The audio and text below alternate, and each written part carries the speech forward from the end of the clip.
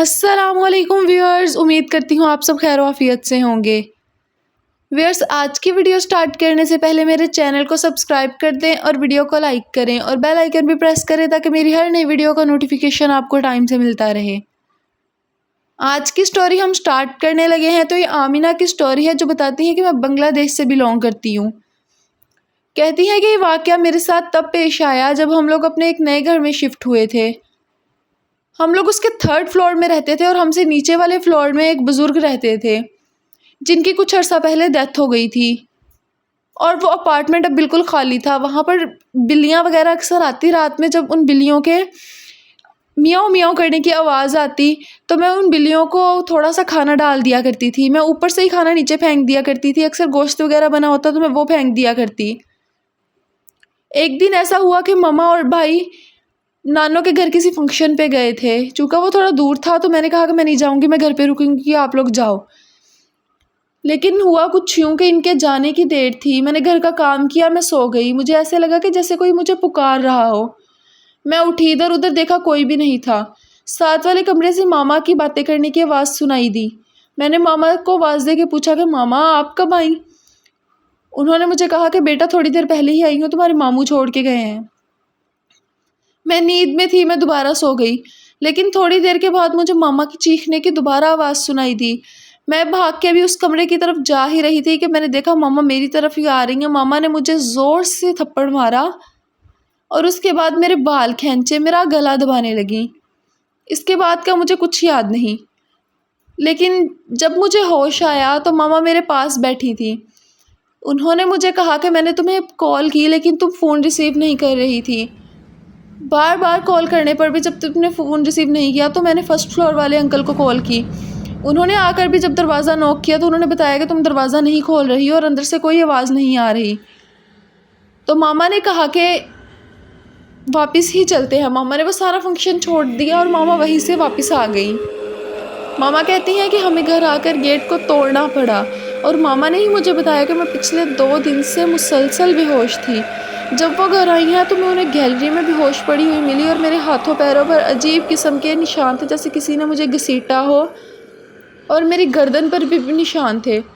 ماما کو پہلے تو لگا کہ شاید مجھے کوئی پرابلم ہوگی کہ میں چلتے چلتے گر گئی، لیکن پھر وہ یہ بھی حیران تھی کہ میں گیلری میں کیا ہی کرنے جاؤں گی۔ جب چیک اپ کروایا گیا تو پتہ چلا کہ میری رپورٹس بالکل نارمل ہے۔ ڈاکٹرز نے کہا کہ شاید کوئی سٹریس یا ڈپریشن ہوگا جس کی وجہ سے یہ نیند میں چلنے کی بیماری ہو سکتی ہے، لیکن اب سے پہلے مجھے ایسا کوئی بھی مسئلہ نہیں رہا تھا۔ میری طبیعت دن بدن بگڑتی ہی جا رہی تھی۔ میں نے کھانا پینا بالکل چھوڑ دیا تھا اور 2 ہفتے تک میں صرف پانی پر زندہ تھی۔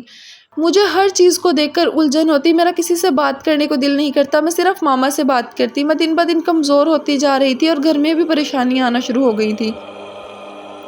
اب ماما نے جب یہ بات ماموں سے ڈسکس کی تو ماموں نے کہا کہ اب ہمیں دوسرا ٹریٹمنٹ کروانا چاہیے، کوئی دوسرا مسئلہ بھی ہو سکتا ہے۔ ماما نے کہا کہ یہاں پر ایک مشہور فزیشین ہے، میں پہلے انہیں چیک کروا لوں تو پھر آپ کسی عامل کا پتہ کرو۔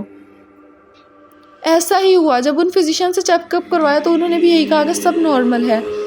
تھوڑے ہی دنوں بعد ماموں اس عامل کو لے کے گھر آئے۔ اس نے آ کر میری حالت دیکھتے ہی یہ بات کہہ دی کہ اس پر بہت پرانے جنات کا سایہ ہے۔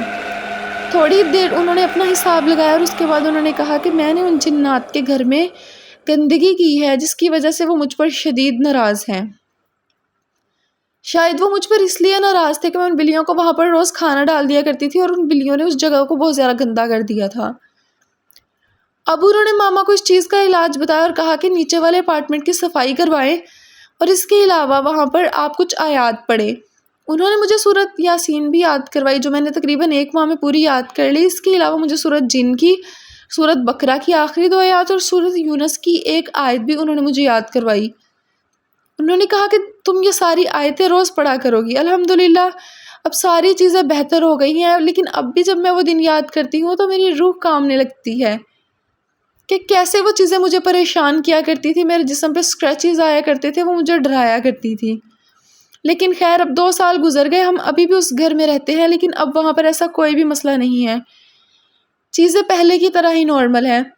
جب ہم پہلے اس گھر میں آئے تھے تب بھی ایسا کوئی بھی مسئلہ نہیں تھا۔ یہ مسئلے زیادہ تب سے شروع ہوئے تھے جب سے میں نے ان بلیوں کو کھانا ڈالنا شروع کیا تھا۔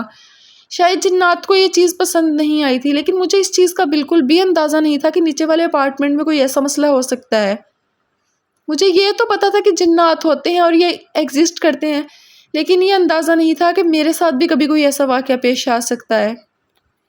لیکن خیر الحمدللہ صرف اللہ تعالیٰ کا کلام پڑھنے سے ہی الحمدللہ بالکل سب کچھ ٹھیک ہے، اور یہ بھی اللہ تعالیٰ کا خاص کرم ہے کہ ہمیں کوئی جعلی عامل نہیں ملا یا کوئی تویز دھاگے کروانے والا نہیں ملا۔ ایک ایسا عامل ملا جس نے صرف اللہ تعالیٰ کے کلام کے ذریعے ہی ٹریٹمنٹ کر دیا، اور چیزیں ساری ویسے ہی نارمل ہو گئی جیسے کہ پہلے تھی، اور اس نے یہ کام بھی فی سبیل اللہ کیا تھا، اس کو